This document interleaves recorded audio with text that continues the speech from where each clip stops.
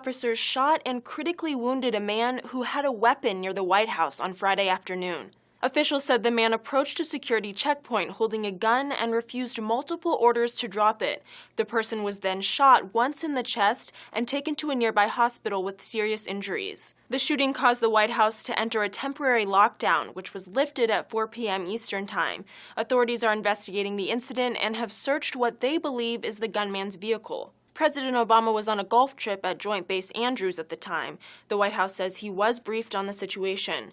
Vice President Joe Biden was in the White House during the incident and was secured by Secret Service agents. For Newsy, I'm Samantha Crook. What we do know is that the Secret Service asked everybody to come inside here a little while ago, and there are reports of a shooting here. I've talked to D.C. police. They've told me that they have a report of a shooting involving the Secret Service that occurred around 17th and E Streets, which is very nearby. On the other hand, we have reports that the U.S. Park Police has said a shooting occurred on West Executive Drive here in the White House complex.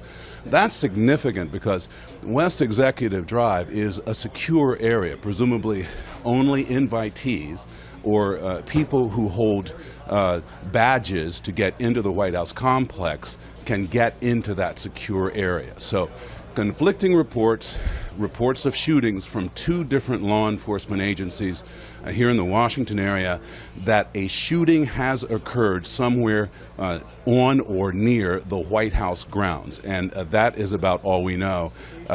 It is clear also that the Secret Service has locked down a lot of the area around the White House. We've been in contact with the Secret Service and have been told that they'll get back to us. The White House was put on lockdown on Friday after shots reportedly heard nearby. A U.S. Secret Service agent shot a man who brandished a gun near to the entrance checkpoint.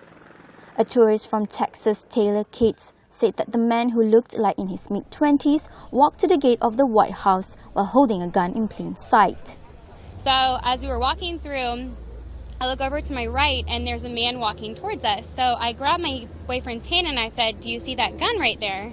And so he had a gun out just in plain sight. I mean, it wasn't even hidden, wasn't anything. Aki Pedersen was in the security line entering the White House when he heard a shot. As we were, standing there, the officer, he comes out of the side door, and it wasn't even the front door, it was the side door. And that side door is when you could hear the his radio going, shot fired, suspect down, suspect down. The District of Columbia Fire and Emergency Medical Services Department said the man was taken to the hospital in critical condition. Officials said that President Barack Obama was away at Joint Base Andrews in suburban Maryland when the incident happened.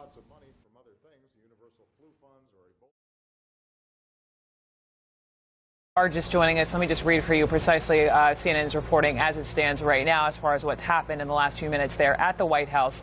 A suspect approached a Secret Service checkpoint near the White House at State Place in E Street. This is according to a law enforcement source. The suspect brandished a weapon. Again, we don't know if that means open fire, had it waving at this weapon. We don't know that yet. The sources familiar with the incident say Secret Service shot a male suspect. So we know it was a male.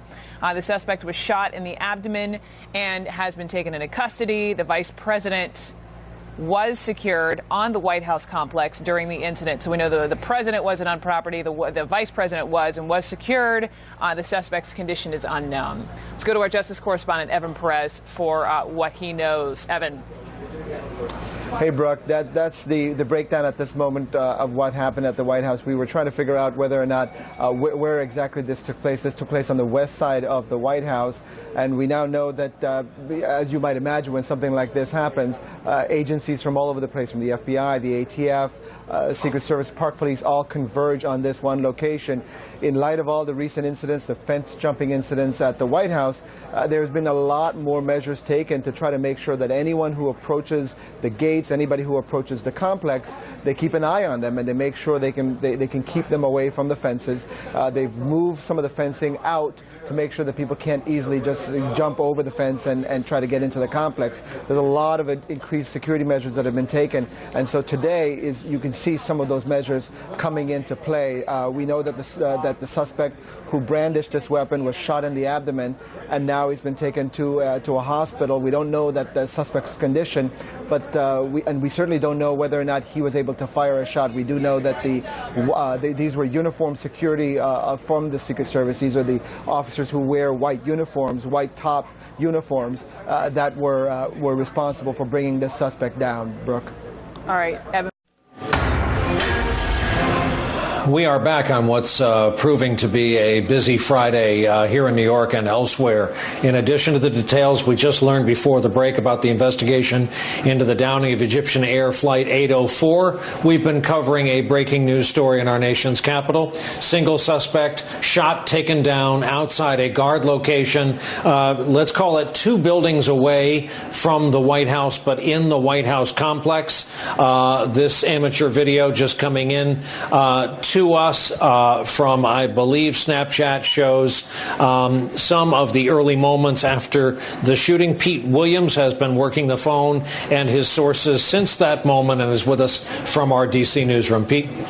Right, so these pictures would appear to be taken from a number of different places, some close to the White House, some not so close. What you're looking at right now is the police search of a car which is believed to belong to the man who approached the White House with the gun. It's pretty well over. They've opened the doors, the trunk, the hood. They've looked all through it. This is the beginning of what will be a long process to investigate what brought this man to Washington. But let's back up here. We're now told that this happened almost 2 hours ago at 3:06 when a white male, we're told in his early 30s, approached a checkpoint on the west side of the White House grounds. When he walked up, we're told by law enforcement officials, and by the way, I don't know as you look at some of these pictures whether some of these are current or some of these are earlier pictures, and you might ask yourself if it's over, why are all these guys standing around with guns? And the simple answer is, until they're certain there was only one person involved, that's sort of standard procedure. But in any event, this man walks up with a weapon. We think from the witnesses that we've heard from that it was a handgun. He had a weapon drawn. He was repeatedly told by uniformed Secret Service folks at the White House checkpoint to lower the weapon, put it down, get down on his hands and knees. He did not follow any of those commands, and so a Secret Service agent shot him once in the chest. They recovered the gun. They rendered medical aid. They summoned help, and he was transported to a hospital, George Washington University Hospital, which is about 5 or 6 blocks away. And I have not heard what his condition is. Others may know. Now the investigation will begin. They believe they know a name. We don't have that name confirmed, but they're looking at his car. That's one of the early things they would do. And now they will try to do what they usually do to reconstruct his movements. They'll look for receipts and try to figure out where he was in the days. This suggests to me that they believe he's from out of state or out of the district anyway. They will try to figure out what he was doing in the days leading up to this. They'll search his house. They'll talk to his relatives. Those are all things to come in the days and hours to come here. But these are earlier pictures now. Use sort of the state of readiness. Those people are standing up on the White House all the time. Whenever something like this happens, they all, in essence, sort of go to battle stations until they know what the situation is and everything can be calmed down. But that's our best sense of what happened here. Yeah, Pete, I've been cautioning that shot of the guy on the White House roof waving his tripoded weapon back and forth. He's using his sight optics. It's not like he was, keeping a bead on a running suspect on the street. It looks way more threatening than the reality was. He was just using his sight as a telescope, in effect, to see the situation on the other side of the building. I want to show you the situation right now on the corner at Pennsylvania Avenue, outside the old executive office building. Reporters are setting microphones up on an elaborate electronic Christmas tree with some